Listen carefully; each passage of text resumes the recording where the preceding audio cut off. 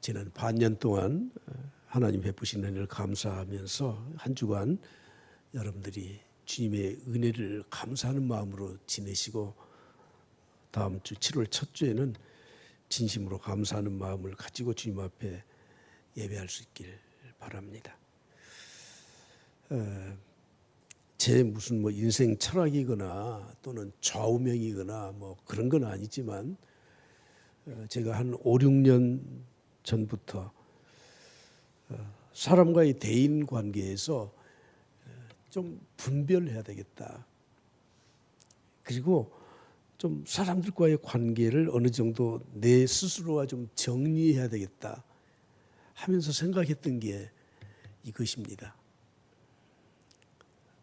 은혜와 감사를 모르는 사람과는 업무와 형식적으로는 관계를 맺을 수밖에 없지만 이 지역사회에 살기 때문에 때로는 부딪힐 때도 있고, 그리고 또 내가 가게에 가서 물건을 살 때도 그 가게에 가서 물건 사야 되잖아요.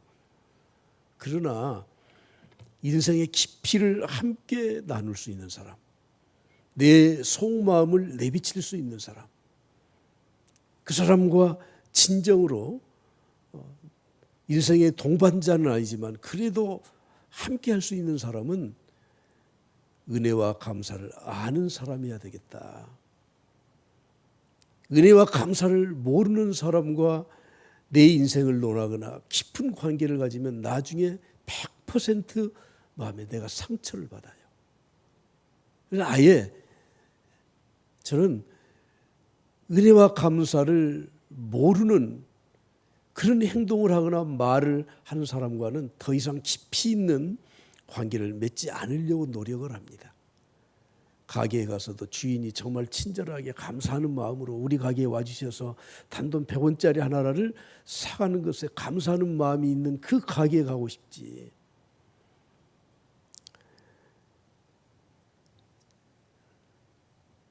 제가 다른 사람에게 감사하고 은혜를 갚는 삶을 꼭 살았다는 말이 아니고, 하나님이 우리 인간을 창조하실 때 그렇게 창조하셨거든요. 세상에 믿지 않는 사람들도 이 감사에 대해서는 굉장히 깊이 있게 생각을 한 것을 보았습니다. 어떤 분이 이런 말을 책에 썼더라고요. 자녀 교육을 정말 잘 시킨 자녀는 어떤 자녀냐? 인류대학 가고 좋은 직장 가고 어쩌고 저쩌고 자랑할 만한 게 있는 게 아니라, 내가 자녀 교육을 정말 잘 시킨 그 자녀는 딱 한 가지다. 부모에게 효도할 줄 아는 자녀로 만들었으면 나는 자녀 교육에 성공한 것이다. 부모의 은혜에 감사하고 부모님 사랑하는 마음이 있는 자녀는 어떤 경우에도 부모의 은혜를 잊지 않아요. 효자가 될 수밖에 없어요. 무슨 오늘 효에 대해서 말씀드리려고 하는 게 아니에요. 사람의 모든 관계가 친구의 관계든지 가족의 관계든지 성도와 목회자의 관계든지 모든 관계는 이 감사와 은혜로 얽혀 있는 겁니다. 고대 서약의 그리스의 철학자 소크라테스가 이런 말을 했더라고요. 당신들이 친구를 사귈 때 절대 이런 사람과는 친구하지 마라. 바로 불효자와는 친구하지 마라. 그 사람은 인간의 도리를 모르는 사람이다. 그런 사람과 친구하면 안 된다. 저는 깜짝 놀랐어요. 아니, 그리스의 철학자가, 서양 철학자가 그런 말을 했다는 것이, 공자께서 그런 말을 했다고 하면 우린 그 문화에 살았지 않습니까? 세상 믿지 않는 사람들도 감사에 대해서는 굉장히 주의 깊게 우리에게 교훈하고 가르치고 있습니다. 미국의 하버드 대학 의과팀에서 2009년에 발표했던 결과가 하나 있습니다. 1937년부터 72년 동안을 추적 조사를 했습니다.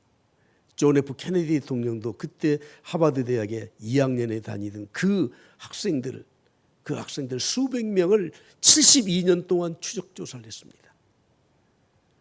하버드 출신들이 다 행복하게 사는지, 성공적인 인생을 사는지 72년 동안을 계속해서 그 다음 사람에게 임계해서 72년 동안 얻어낸 첫 번째 결론이 무엇인 줄 압니까?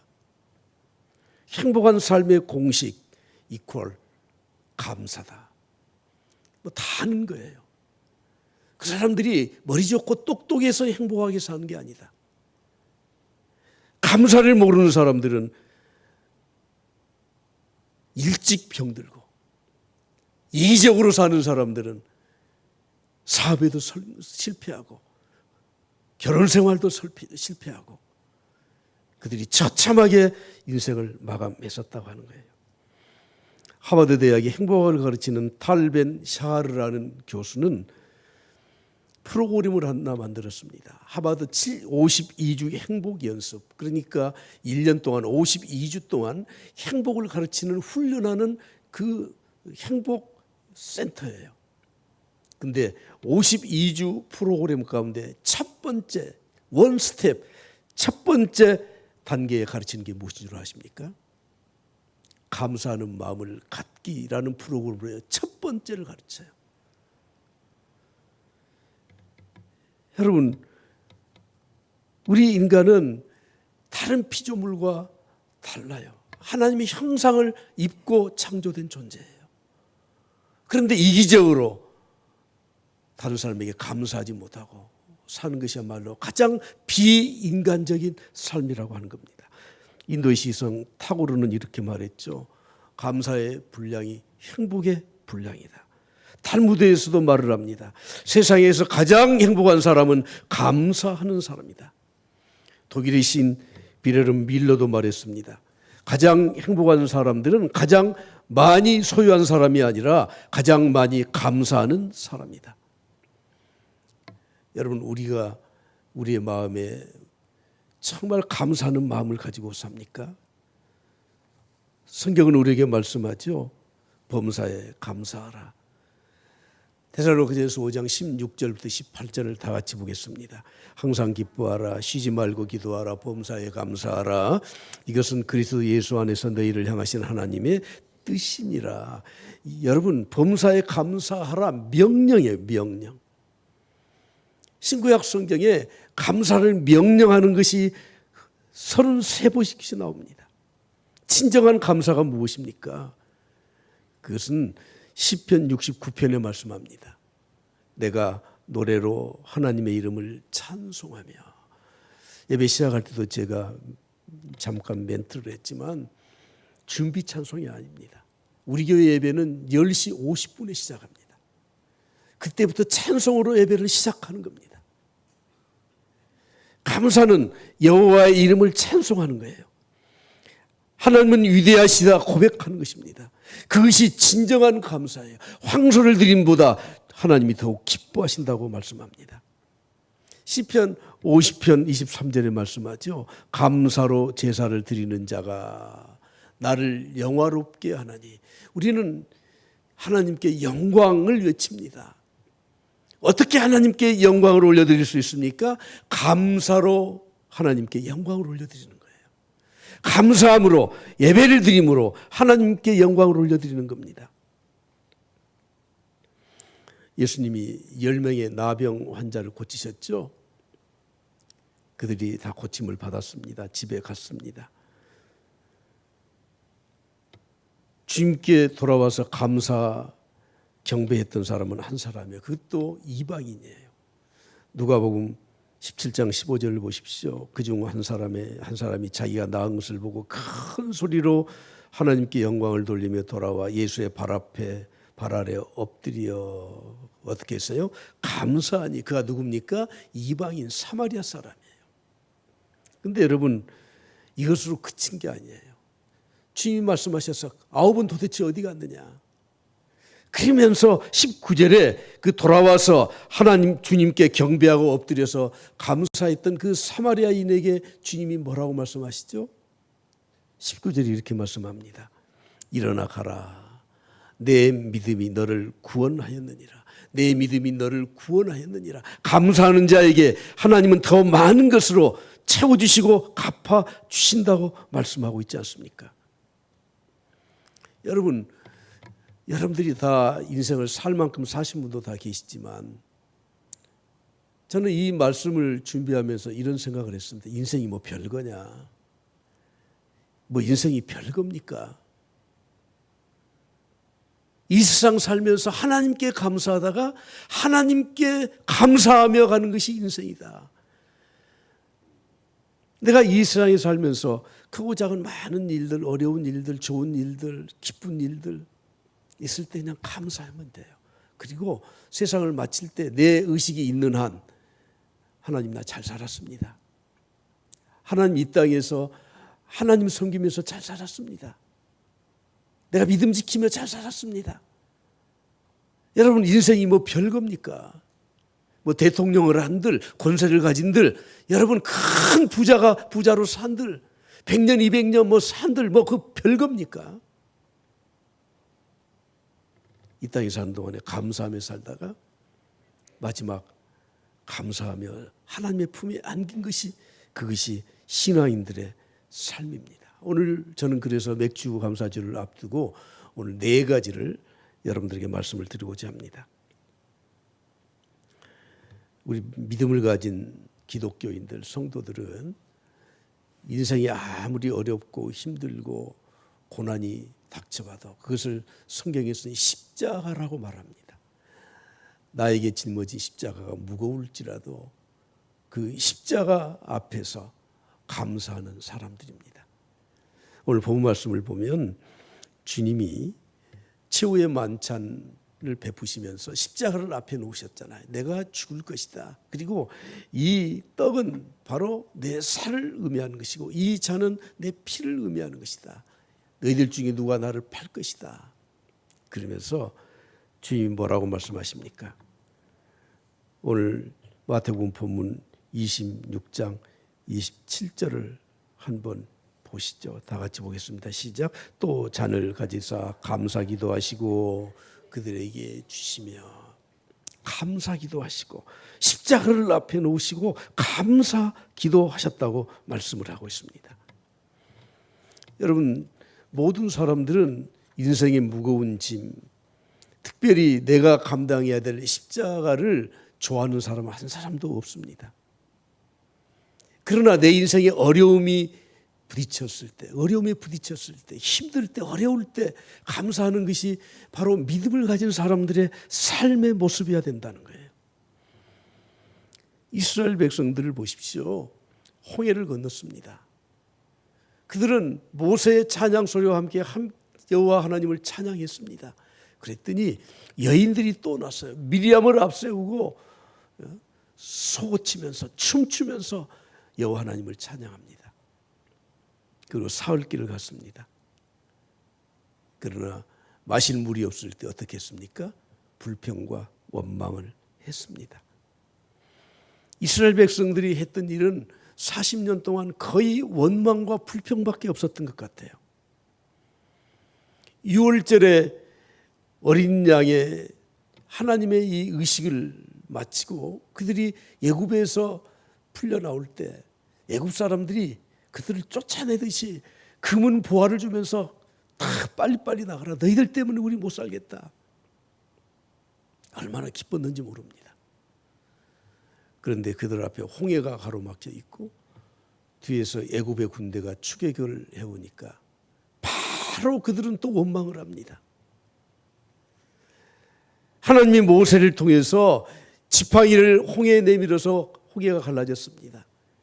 동풍이 불어서 그 바다 밑에 그 길들이 아주 아스팔트 깔아놓은 것처럼 탄탄한 대로가 되어서 홍해를 건넜습니다. 찬양했습니다. 사흘길을 간 후에 마라의 쓴물 앞에서 또 뭘 합니까? 또 원망을 합니다. 신광야에서 양식이 없다고 원망을 합니다. 르비딤에서 마실 물이 없다고 또 원망을 합니다. 시내산에서 모세가 40일 동안 기도하고 내려오지 않으니까 그들은 원망하면서 금송아지 우상을 또 만듭니다. 광야에서 힘들고 고달프다고 선동자들이 선동을 하니까 모든 백성들이 원망과 불평을 합니다. 고기가 먹고 싶다고 또 원망을 하고, 가데스 바네아에서는 정탐꾼들의 보호를 듣고 그들이 울며 불며 또 원망을 합니다. 모세를 죽이려고 합니다. 고라와 다단과 아비람과 온 네 사람이 당을 지어서 모세를 대적할 때 그들이 함께 대적하고 맙니다. 에돔왕이 이스라엘 백성들의 갈 길을 비켜주지 않자 마음이 상해서 그들은 또 원망을 합니다. 사랑하는 성도 여러분, 언제 우리 앞에 십자가가 없는 날이 있습니까? 언제 힘들지 않는 인생의 날이 언제 있습니까? 우리가 믿음을 가졌다는 것은 무엇을 의미하는 겁니까? 주님이 우리를 위해서 십자가를 지셨기 때문에 우리도 인생의 십자가를 지고 가면서 하나님 앞에 감사하는 것이 신앙인의 삶이 아니겠습니까? 주님은 제자들에게 이렇게 말씀하시죠. 누구든지 자기 십자가를 지고 자기 십자가를 지라는 거예요. 누가복음 23장에는 말씀합니다. 나를 따라오려거든 자기를 부인하고 그리고 날마다 매일마다 매 순간마다 내가 제 아들 십자가를 지고 나를 따르라고 말씀을 하고 있습니다. 여러분들이 지고 있는 십자가가 무엇입니까? 가정에 가면 가정의 십자가가 있습니다. 직장에 가면 직장의 십자가를 또 짊어져야 됩니다. 교회 오면 안식을 누리는 것이 아니라 교회 오면 또 교회에서 담당해야 될 십자가의 몫이 또 나를 기다리고 있습니다. 그러나 여러분, 십자가는 원망의 도구가 아니라 감사의 조건이라고 하는 거예요. 오늘 우리 모든 성도들이 믿음을 가졌다면 십자가 앞에서 감사할 수 있기를 간절히 축복합니다. 주님은 이 빵과 포도주를 나눠주시면서 감사하시고 또 감사하시고 또 감사하시고 또 감사하셨습니다. 십자가 앞에 나아갈 때 또 감사하셨던 것입니다.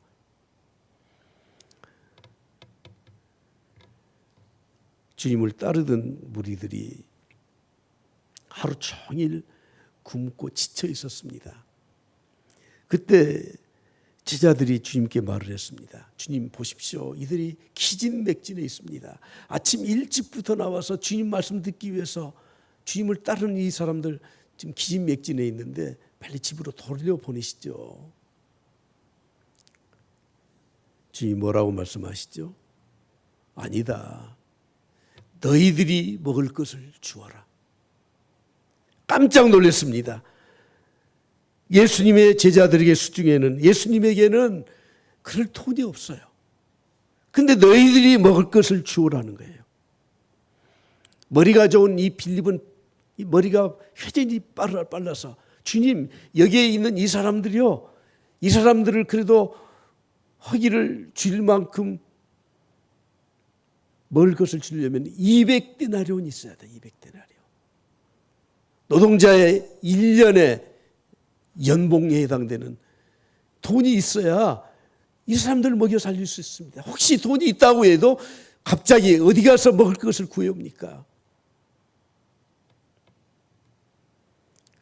아마 그 옆에 서 있던 회계 담당자 유다는 펄쩍 뛰었을 겁니다. 200데나리온.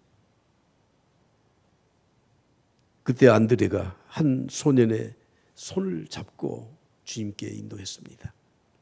주님 보십시오. 여기 5병이어 있습니다. 보리떡 5개, 물고기 2마리. 이것이 전부입니다. 주님 앞에 내어드리는 이 안드레도 부정적인 마음이 있었습니다. 주님이 뭐라고 말씀하십니까? 그래, 50명씩 100명씩 자리에 앉도록 해라. 그리고 하늘을 우러서 축사하셨습니다. 마태복음 14장을 보십시오. 무리를 명하여 잔디 위에 앉히시고 떡 5개와 물고기 2마리를 가지사 하늘을 우러러 어떻게 하셨어요? 축사하셨어요. 감사기도 하셨습니다.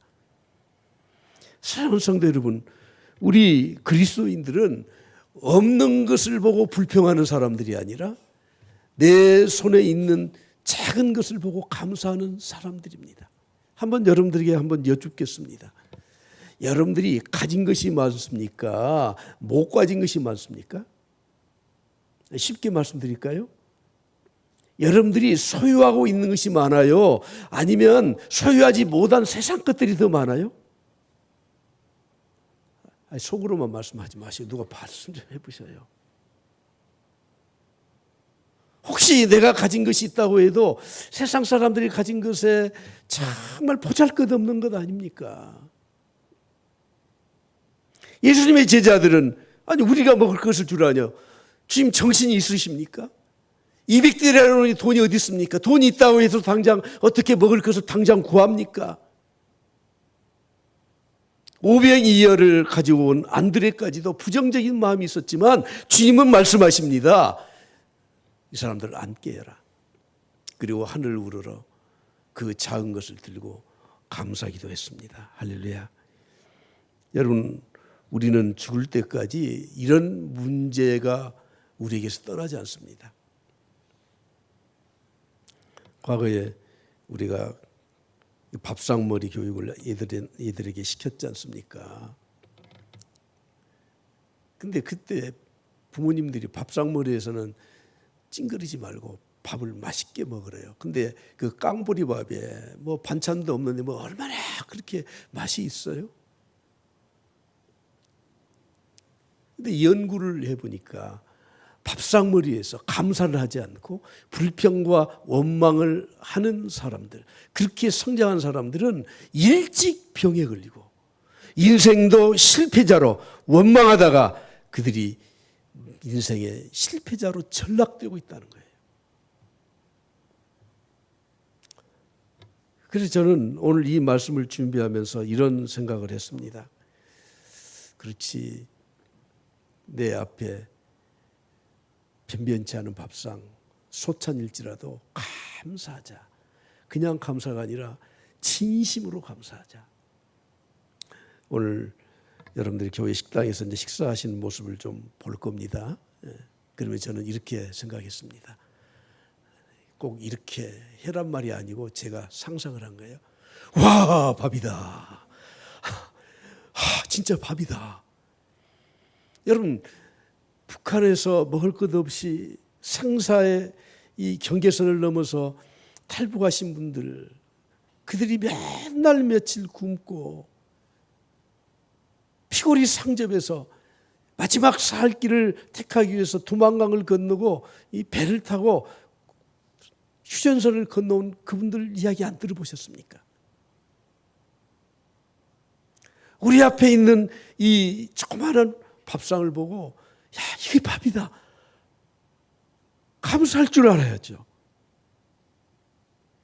미국의 존 자이트 박사는 연구를 했습니다. 그러면서 이런 결론을 내렸습니다. 감사기도 효용론이라는 것을 발표를 했습니다. 아니, 박사가 할 일 없어서 이런 걸 발표했나 제가 생각해 보니까 그렇지는 않더라고요. 감사기도를 하고 정말 감격해서 식사하는 사람들은 질병을 예방하는 신비한 백신이 몸 안에서 형성된다는 결론을 발표했습니다. 3가지의 장수물질이 나오는데 첫째는 무엇인 줄 아십니까? 듣도 보지도 못한 백신 하나를 발견했더라고. 그게 뭐냐면 기도 백신이 형성된대요. 기도 백신이, 내 안에 영적인 기도 백신이 형성이 돼서 질병을 예방하고 치료하는 바로 백신, 그것은 여러분 세상 사람들이 말하는 그런 백신이 아니에요. 내 영혼과 몸을 건강하게 해주고 행복하게 해주는 그런 기도 백신이 내 안에서 형성된다는 겁니다. 두 번째는 항독소라는 거예요. 항체 역할을 하는, 질병의 진행을 막아주고 살균제 역할을 하는 항독소가 생성된다는 거예요. 그리고 마지막 안티셉신이라고 하는 이장 내에서 음식물이 부패하는 것을 방지해주는 그런 효소가 생긴다는 겁니다. 여러분, 오늘 우리가 없는 것에 불평을 하지 말고 있는 것을 보면서 감사할 수 있기를 간절히 바랍니다. 예. 하박국이 하나님 앞에 원망했잖아요. 하나님 이럴 수 있습니까? 그러면서 그는 깨달았습니다. 깨닫고 이렇게 마지막 고백하죠. 하박국 3장 17절부터 보십시오. 비록 무화과나무가 무성하지 못하고 포도나무에 열매가 없고 감람나무에 소출이 없고 밭에 먹을 것이 없고 무리의 양이 없으며 양간에 소가 없을지라도 모두 없어요. 아무것도 없어요. 그런데 18절에 보십시오. 다 같이 봅니다. 시작. 나는 여호와로 말미암아 즐거워하며 나의 구원의 하나님으로 말미암아 기뻐하리로다. 여호와로 말미암아 내가 하나님 믿는 것 때문에 즐거워하고 기뻐하리라 고백하지 않습니까? 현대 선교의 아버지라고 불리는 윌리엄 캐리 선교사가 32살에 인도의 선교사로 파송을 받았는데 그가 젊었을 때, 어렸을 때 선교사로 사명을 받고 그때부터 열심히 일을 했습니다. 공장에 가서 땀 흘리면서 선교비를 벌어야 되니까. 그러면서도 그 공장에 취직해서 열심히 일을 하면서도 인도어를 배우기 시작했습니다. 인도에 선교를 가야 되니 인도어를 완전히 정복을 했습니다. 그리고 그의 평생 성경 번역을 인도어로 했고 인도 사전도 만들었고 여러 학교를 세웠습니다. 그런데 그런 과정에 어떤 일이 일어났냐면 인도에 파송되어서 7년 동안을 복음을 전했는데 한 명도 개종자가 없었습니다. 그래도 낙심하지 않고 18년 동안 더 복음을 전했더니 600명에게 세례를 주는 역사가 일어나게 된 거예요. 그가 인도를 정복한 이후에 인도 성경을 그가 번역했고 그리고 영인 사전, 인도 사전을 그가 만들었습니다. 문법책도 만들었습니다. 그리고 그것을 출판하기 위해서 인쇄기를 들여오고 인쇄 기술자를 초청해서 모든 준비를 다 마쳤습니다. 그런데 하루는 지방에 순회 전도를 갔다 와보니까 화재가 발생해서 자기가 써놓았던 번역했던 이 원고와 사전의 원고와 모든 것이 다 불타고요. 이 인쇄기까지 다 불타버리고 말았습니다. 그때 윌리엄 캐리는 주저하지 않고 엎드려서 하나님 앞에 이렇게 기도했습니다. 짧은 내용이니까 우리 다 같이 한번 같이 보실까요? 시작. 하나님 감사합니다. 하나님께서 제 번역이 부족한 것을 아시고 완전하게 다시 번역할 기회를 주신 것으로 알고 다시 시작하겠습니다. 제게 믿음과 인내와 용기를 주소서. 여러분 대단하지 않습니까? 자기가 수십 년 동안 공부하고 준비했던 원고가 다 불타고 없어졌어. 실망하지 않았습니다. 내 인도 실력이 아직 완벽하지 못해서 다시 하나님이 기회를 주셔서 이 일을 하라고 하시니 제가 실망하지 않고 다시 하겠습니다. 그래서 1801년에 벵가르 성격을 시작을 해서 24개 인도 종족의 언어로 성경을 번역하고 인도 문법책을 만들어내고 인도 사전을 발행하게 되었던 겁니다. 여러분 우리가 살다 보면 잃어버린 게 참 많잖아요. 건강도 잃어버리고 사업에 실패해서 경제적인 손실도 오고 때로는 가족도 잃어버리고 그러나 여러분 우리가 믿음을 가진 사람들은 잃어버린 것, 없는 것 보고 원망하는 것이 아니라 남아있는 것, 아직도 남아있는 그것을 가지고 감사할 줄 아는 삶을 살아야 합니다. 세 번째, 내가 하는 일에 당장 어떤 열매가 없더라도 그 일을 통해서 하나님은 하나님의 뜻을 이루신다는 확신을 가지고 감사해야 되는 겁니다. 주님이 복음을 전할 때 많은 사람들로부터 배척을 당하셨잖아요. 우리는 이 사복음서를 보면서 주님이 행하신 그 기사와 이적과 가르침을 우리가 보지 않습니까? 그런데 그 내용을 자세히 보시면 주님을 따르던 자도 있지만 주님을 배척하던 자들이 더 많아요. 주님이 마지막 십자가를 지실 때는 호산나 다윗의 자손이 하고 외쳤던 무리들까지도 십자가에 못 박으소서 하고 주님을 배반했지 않습니까? 주님은 이렇게 말씀하십니다. 마태복음 11장에 보십시오. 아버지여 이것들을 지혜롭고 슬기 있는 자들에게는 숨기시고 어린 아이들에게는 나타내심을 감사하나이다. 옳소이다. 이렇게 된 것이 아버지의 뜻입니다.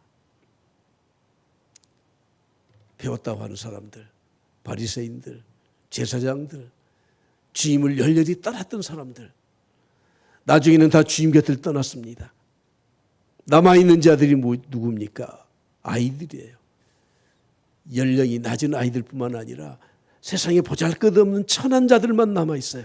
그런데 주님은 말씀하십니다. 아이들에게 나타내심을, 보잘것없는 이 비천한 자들에게 나타내심을 감사합니다. 여러분, 오늘 우리들이 하나님이 이루신 그 일 가운데 비록 작은 것이지만 그것을 보고 감사할 수 있어야 돼요. 성경은 부스러기의 은혜가 더 크게 역사하는 것을 우리에게 보여주시지 않습니까? 수로보니게 여인이 주님 뒤에 와서 옷자락을 만졌잖아요. 주님은 다 아시고도 물어보셨으면 누가 내 옷자락을 만졌느냐? 수로보니게 여인이 떨면서 말했습니다. 주님 용서해 주십시오. 주님 뭐라고 말씀하시죠? 자녀의 떡을 취해서 개에게 주는 것이 마땅치 않다. 너는 이방 여인 수로보니게 이 개와 같은 하나님을 섬기지 않는 민족, 우상을 섬기는 민족, 너는 그 여인 아니냐? 수로보니 여인은 시험 받았습니까? 아니, 예수라는 사람이 대단한 사람인 줄 알았는데 인종차별이나 하고 여러분 시험 받지 않았습니다. 뭐라고 말을 합니까? 개들도 그래, 주님 우리를 개 취급하는 거 맞습니다. 난 개와 같습니다. 개들도 그 자녀의 밥상에서 떨어진 부스러기 얻어먹지 않습니까? 여러분, 우리가 믿음 생활하면서 정말 믿음이 있는 사람들은요, 교회에서 시험 받았다는 말 안 해요. 오히려 그것을 감사히 여겨요. 주님도 마찬가지예요. 아이들에게는 이 말씀이 나타낸 것을 감사합니다. 아이들이지만, 보잘것없는 자들이지만 하나님의 말씀 앞에 엎드린 것을 감사합니다. 이스라엘 백성들을 하나님은 철저히 훈련시키셨습니다. 요즘 젊은 사람들의 말로는 얼마나 뺑뺑이를 돌렸는지 모릅니다. 신명기 8장 2절에 말씀하잖아요. 40년 동안 내게 광야길을 걷게 하신 이유가 있다. 너를 낮춘 이유가 있다. 너를 시험했다. 네 마음이 어떠한지, 명령을 지키지 않는지 내가 알기 위해서 그랬다. 그리고 16절에 이렇게 말씀합니다. 다 같이 봅니다. 시작. 이는 다 너를 낮추시며 너를 시험하여 마침내 내가 내게 복을 주려 함이라. 할렐루야. 하나님이 나에게 지금 어떤 성과가 없는 것처럼 보이는 것, 다 이유가 있다는 거예요. 제가 어렸을 때는 치과가 없어서 이빨이 앞니빨부터 흔들거리잖아. 이제 원래 가지고 난 이는 빠지고 이제 간이가 자라오를 때, 그러면은 그때는 치과가 없으니까 뭐 실로 묶어갖고 빼도 안 빼지면은 우리 아버지가 동훈아 이리 와라. 그래가지고 얼마나 우악스럽게 뺀찌를 가져와갖고요. 뺀찌를 딱 물어서 쭉 빼면 그냥 빠지더라고. 그래서 저도 우리 동생들 많이 빼줬어. 왜 그 이빨을 빼는 겁니까? 다음에 나오는 이가 잘 나오기 위해서 그런 거예요. 오늘 우리는 지금 고통스럽고 어렵고 수확이 없는 것에 대해서 항상 불만이 많지 않습니까? 하나님이 나에게 작은 것이라도 준 것에 감사할 수 있길 바랍니다. 할렐루야. 마지막으로 네 번째, 지금 당장 작은 것이 없을지라도 하나님은 미래에 앞으로 이룰 것이 있기 때문에 우리에게 어려움도 주신다는 것입니다. 나사로가 병들어 죽게 되었다는 소식을 주님이 들었는데 주님은 일부러 늦게 가셨잖아요. 나사로가 죽은 지 4일이나 지난 다음에 가셨습니다. 마리아와 마르다는 불평했지 않습니까? 그때 주님은 나사로의 무덤에 가셔서 무덤 문을 열어라 그러더니 이렇게 말씀하십니다. 나사로야 나오너라. 근데 요한복음 11장 말씀에 보면 아버지여 내 말을 들으신 것을 감사하나이다. 지금 나사로가 살아난 게 아니에요. 무덤 앞에서 했던 기도예요. 내 말을 들으신 것을 감사하나이다. 성경에는 이런 표현이 참 많습니다. 아직 이루어지지 않았는데 과거 완료형으로 선포하는 겁니다.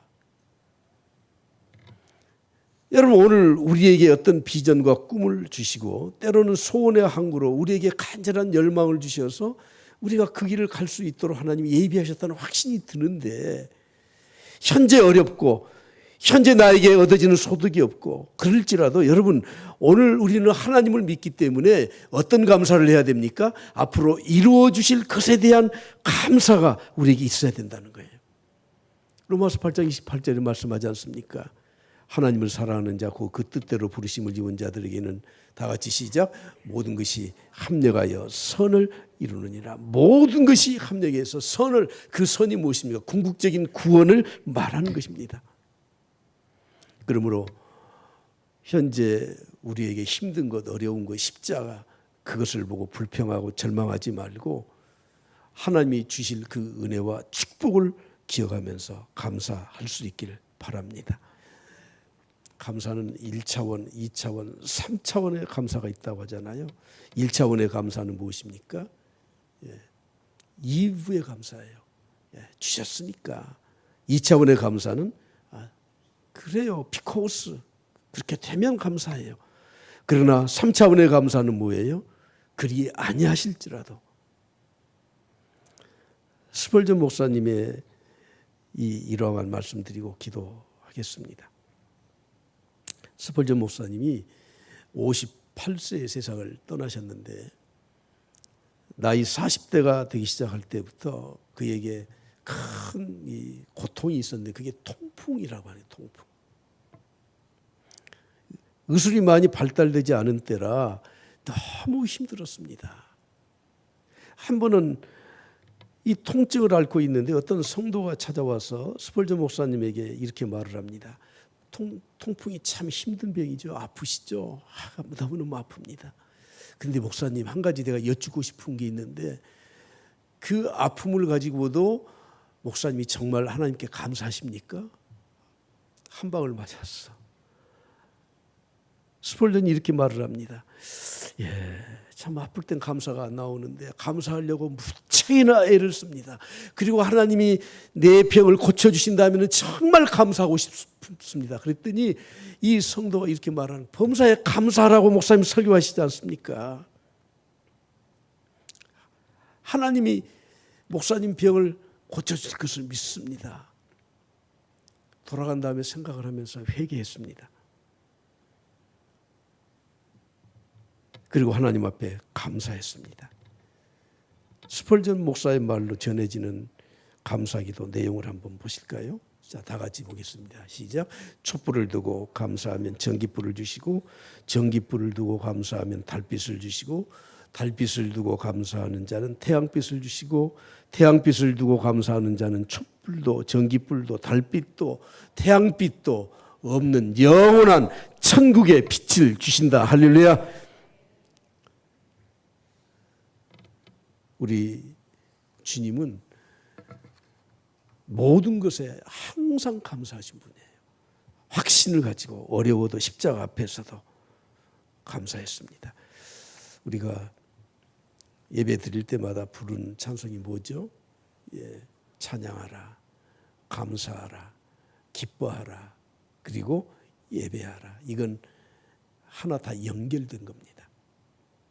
우리가 주님 앞에 나올 때마다 예배자로 하나님 앞에 예배드리면서 하나님을 찬양하기 바랍니다. 그 찬양에는 감사가 항상 있어야 되고 그 감사하는 자는 기쁨이 넘치고 그래서 찬양과 감사가 기쁨으로 주님 앞에 나와 예배하는 자들로 살아갈 수 있기를 간절히 축복합니다.